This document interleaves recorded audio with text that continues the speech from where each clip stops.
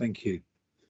And I'm not sure that Martin's joined us today, but those of you who don't know, Martin Harris has now finished his term on TFSE and in fact moving on, as I understand, from his job.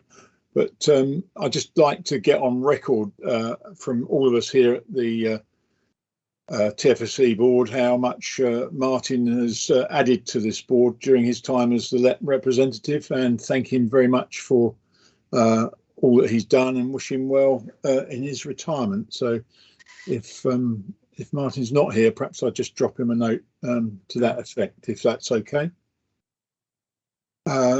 Usual stuff, I'm sure we all know now. If we can just mute our microphones when not speaking and use the raise hand when you wish to speak, please, that would be very helpful for all of us. And just a reminder that this meeting's being recorded and will be uploaded to YouTube shortly after the meeting. So we start with agenda item 2, which is the minutes from the previous meeting. The draft minutes of the previous meeting have been circulated. So are we happy to approve those? Agreed. Thank you. Agreed.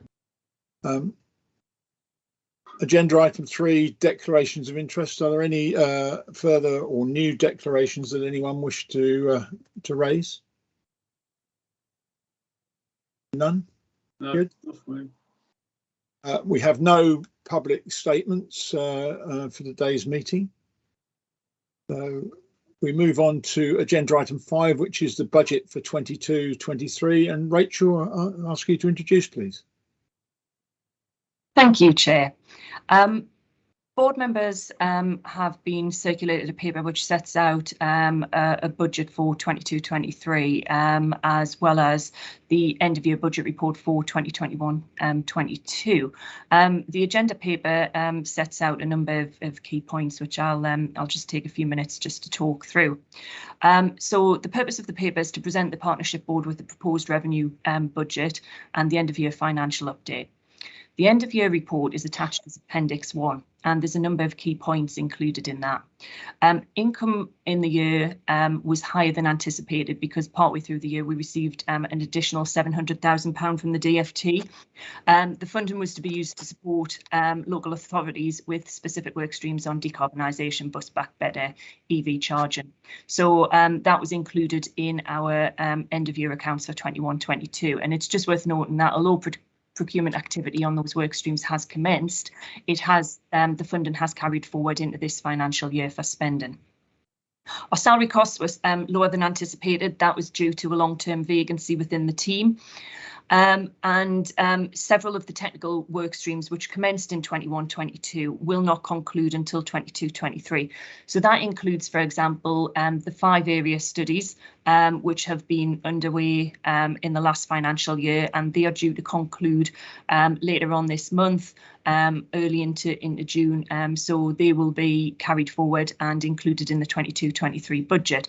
The work on the SIP has also been carried forward into the 22-23 budget, because although it started last year, it has continued into this year. It's also just worth noting that in the end of year accounts, our operational expenses and other activities such as events were lower than originally budgeted, and that was due to the ongoing nature of reduced travel and events and the fact that we did a lot more virtually last year. The total expenditure for 21-22, sorry, was 1.7 million. In addition to that, 1.6 million is committed for the technical programme and has been carried forward. So that's all reflected in the 22-23 budget. East Sussex County Council, as the accountable body for TFSE, will provide Section 151 sign-off later on this year. In terms of the budget for 22-23, board members may recall that at the March board meeting, we had just received a letter from the DfT setting out our grant for 22-23, and we were really pleased to be awarded 1.725 million for the financial year. that grant funding allows us to continue to deliver what is quite an ambitious technical programme. The grant letter also set out indicative funding allocations for 23-24 and 24-25. So in effect, it was an indicative multi-year funding allocation to be used for business planning purposes, but the funding isn't yet confirmed for the final 2 years, and the letter confirms that TFSE's performance over the next 12 months will be considered when doing that. So the budget for 22-23, because we'd received the letter just before our March board meeting, we hadn't had time to prepare a budget, and board members agreed that a one could be drafted up following the meeting and would be circulated virtually for board members to comment on and to confirm that they were happy with the proposed approach. The intention is that the budget report would then be presented to this meeting for ratification. Appendix 3 sets out the proposed budget for 22-23, which was circulated to board members at the end of March, and we did ask for comments to be received by April. A number of partnership board members did respond positively to the virtual paper, and the budget has been brought forward for ratification. In terms of key points arising from the budget, it does highlight that the work on the area studies will conclude this year, and that there's 451,000 that's been carried forward to allow that work to complete. Similar with the SIP, there's been the intention is that the SIP will complete by the end of March next year. So the funding was carried forward from 21-22, but the new grant funding allows for additional engagement activity to be undertaken around the consultation. An allocation of 200,000 has been made for work on new thematic studies, which could include further work on freight and future mobility.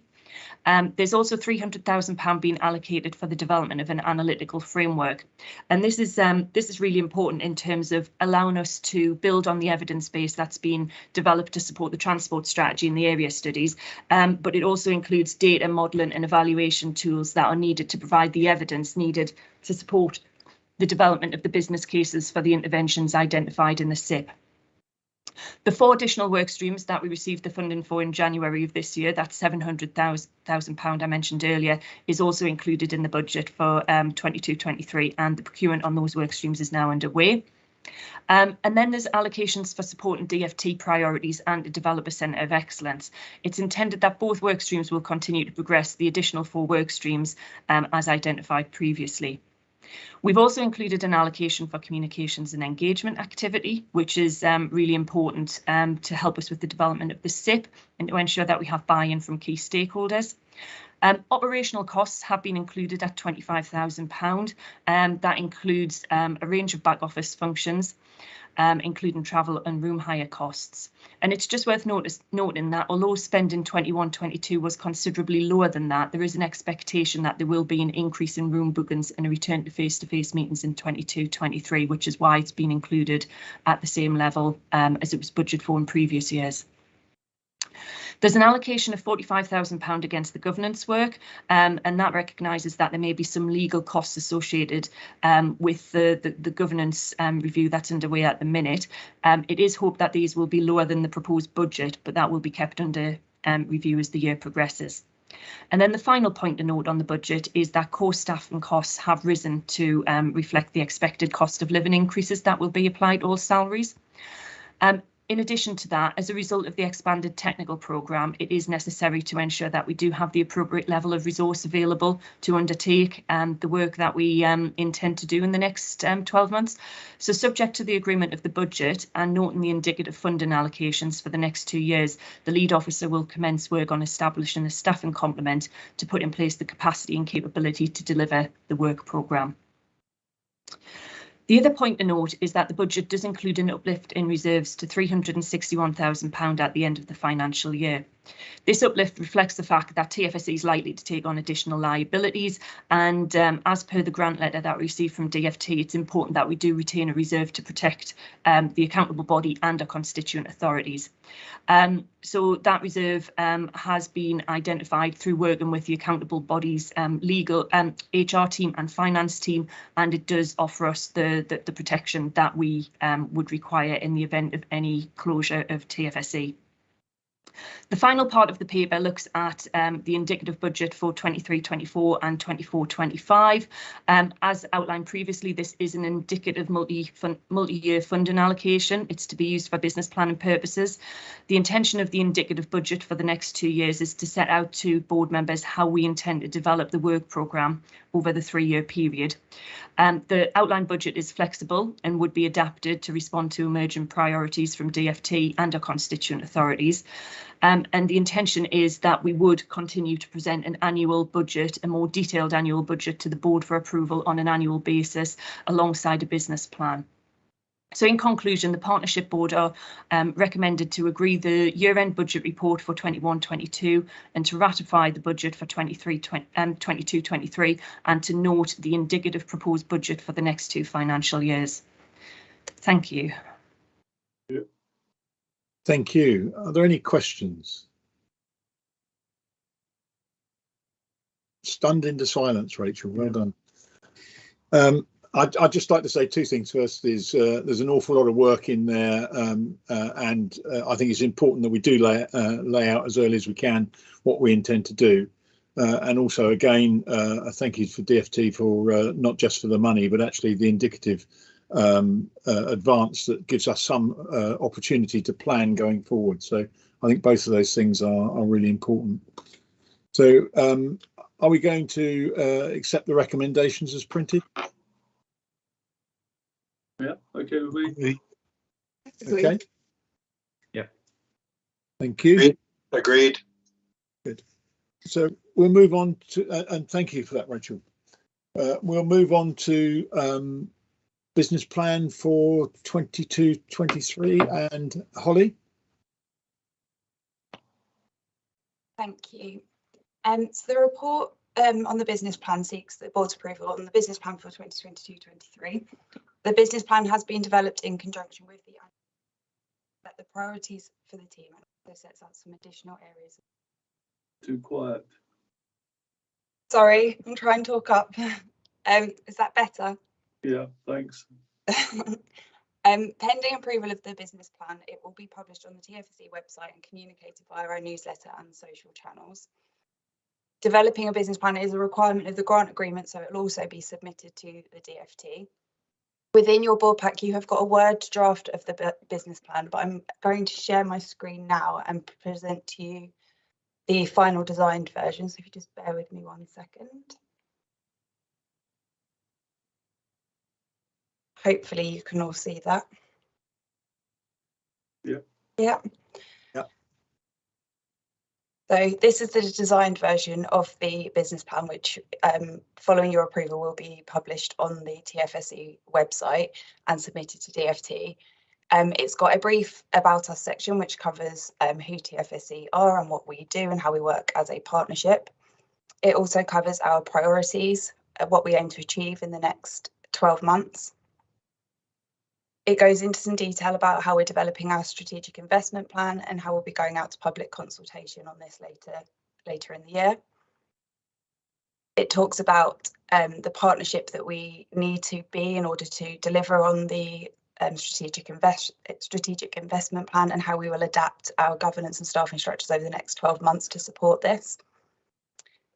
It goes on to talk about some of the key thematic areas that we are working on, such as decarb, bus back better, local capacity and capability, EV charging infrastructure strategy, freight and the relaunch of our freight forum, and then some other areas of work that will also be taking place over the next 12 months, including future mobility, data analysis, and some additional work on project view.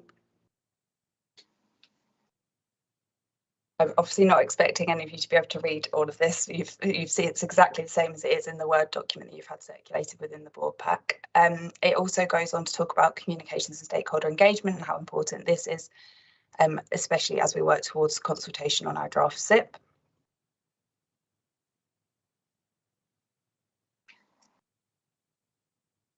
It talks about how we are working with other STBs and also how we will continue working with other organisations to seek investment in active travel, buses and railways, and in our roads. It covers off the resources, so the budget for the year, as Rachel has just described. and setting out our financial arrangements for the year, including income and proposed expenditure. So in conclusion, the board are asked to agree the business plan for 2022 to 23 for publication on the TFSE website and for submission to DFT. Thank you, Holly. Any questions, comments?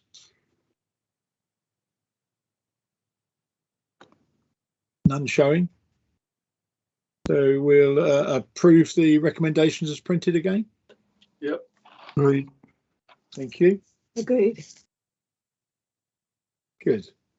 So we go on to agenda item 7, which is the SIP communications and engagement. Holly and Lucy, I'm not sure who's going to lead. That's me again. I'm afraid you've got me twice today. That's good. So the report asks the board to note the comms and engagement activity that has been undertaken since the last board meeting, and also the progress on the development of the SIP and associated comms and engagement plan. Work is well underway to consider the look and feel of the final SIP document. It's important that the final document presents a clear and compelling case for investment in the South East.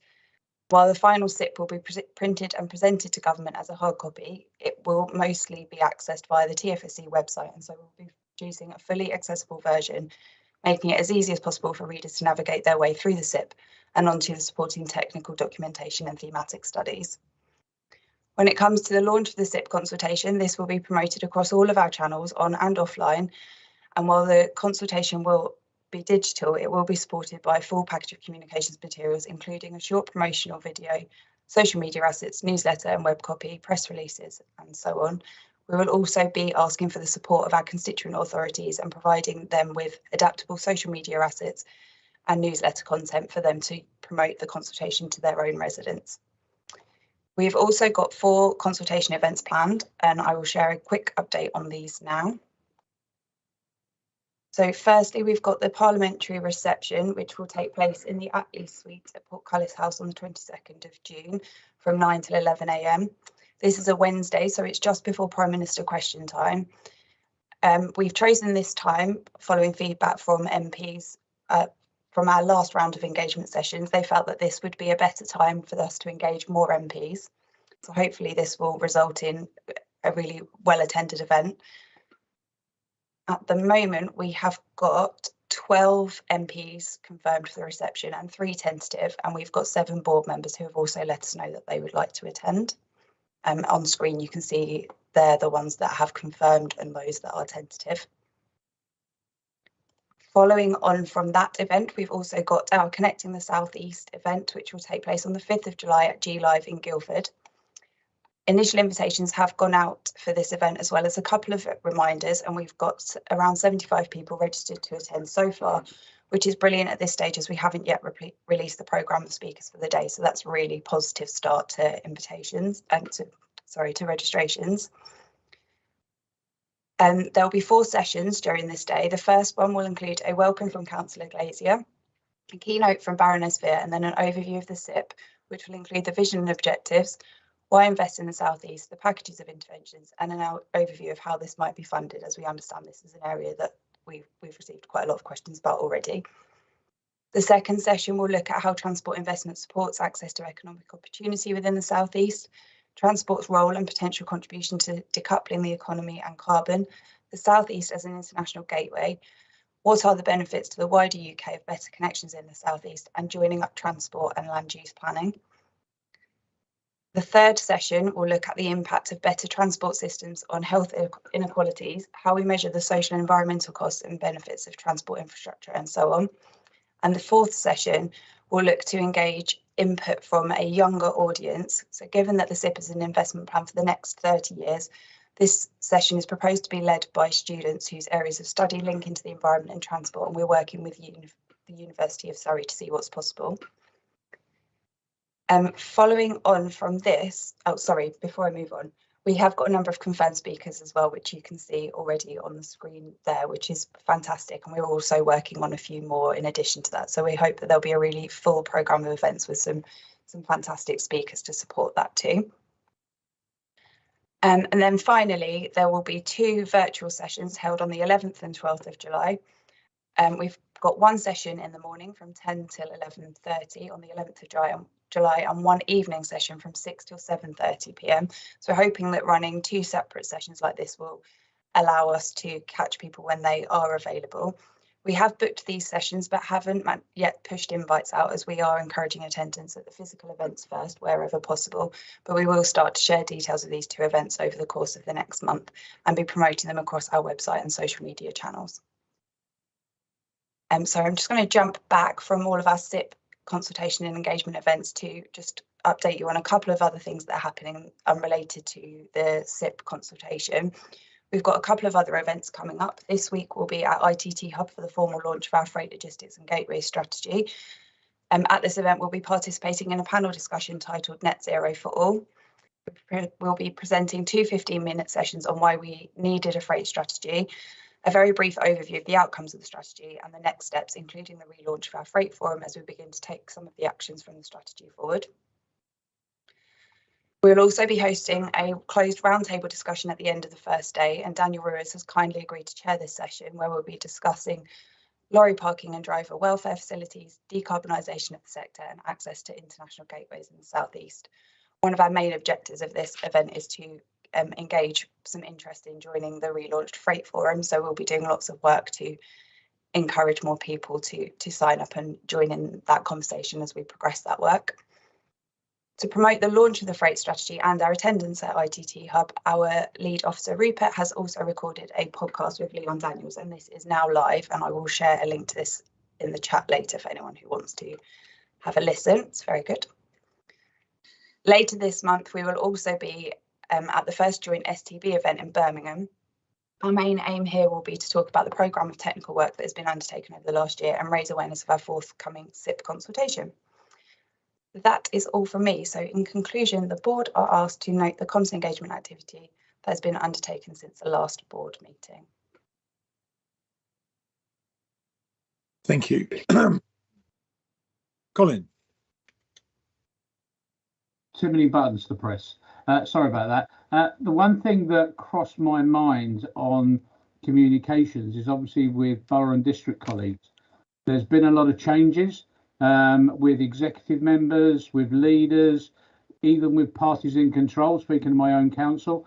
So there is quite a few changes out there, and probably quite a few people that are in senior positions that may not be totally aware of Transport for the South East and where Transport for the South East is going.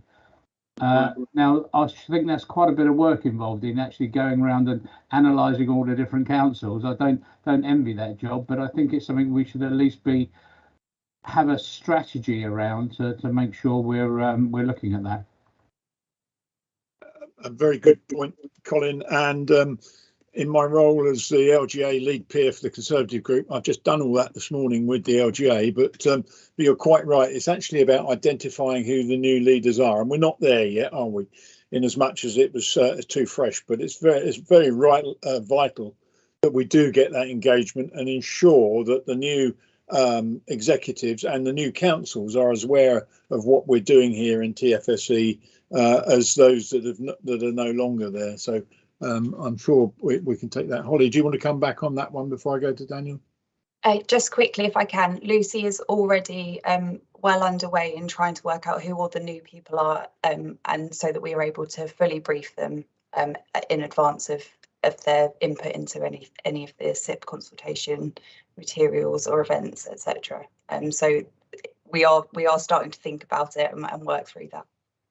And even where there hasn't been elections, I look at Runnymede, for instance, there's actually the lead, Nick is standing down as the leader. So there's going to be a new leader in Runnymede coming forward this month. So, and they're all going to evolve over this month. Thank you for that, Colin. We'll keep an eye on it. But Rupert, did you want to answer that before I come to Daniel? I just thought it might be worth adding, Colin, that there's a number of posts on the board that are sort of those co-opted posts, so borough and district membership, LEP membership. We're working with our LEP colleagues to make sure that for the AGM, we've got the two LEPs identified.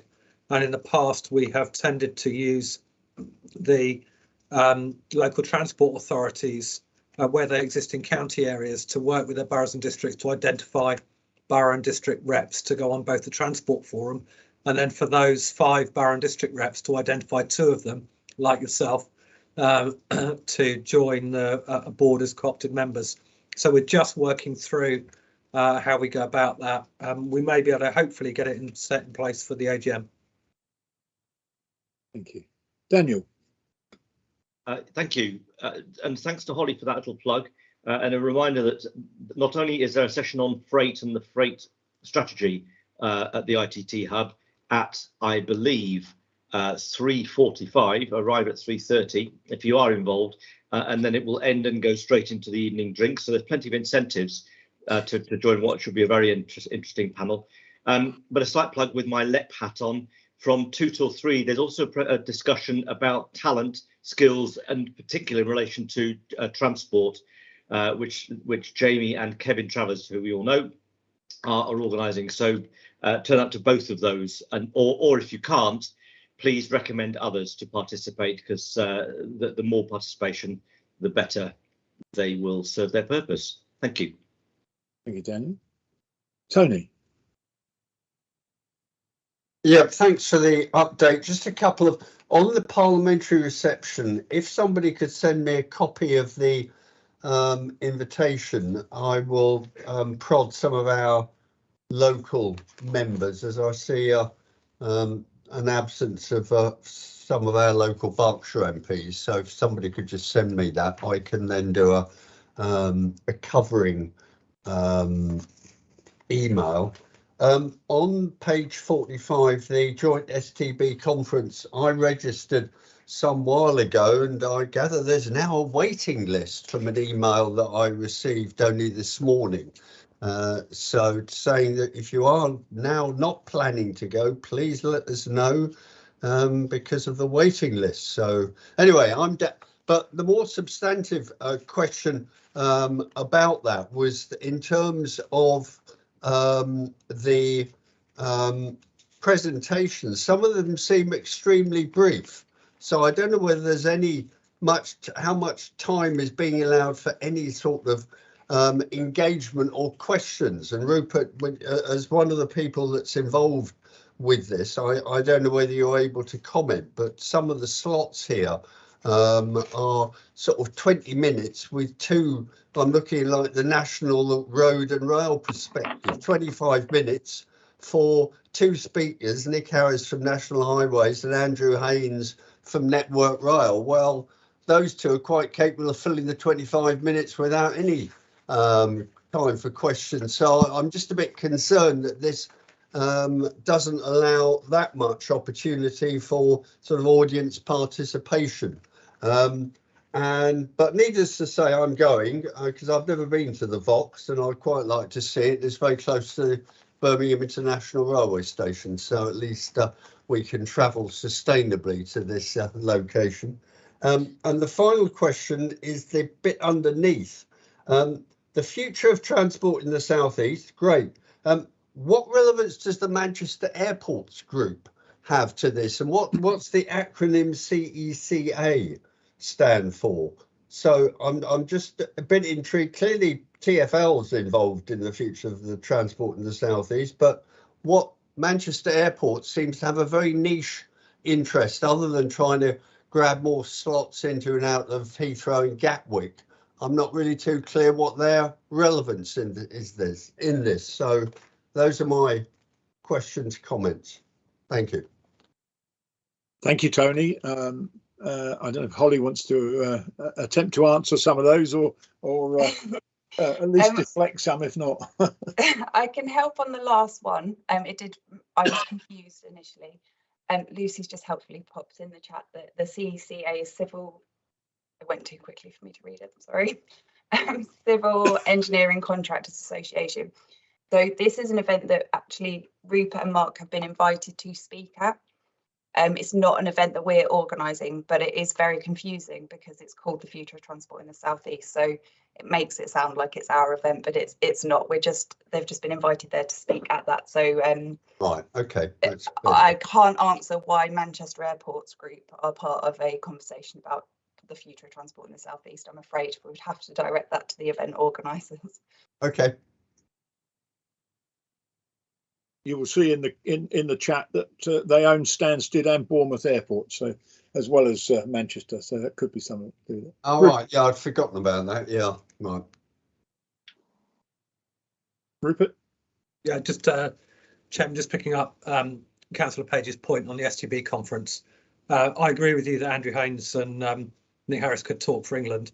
I would imagine the organisers, they're quite well known in the sector.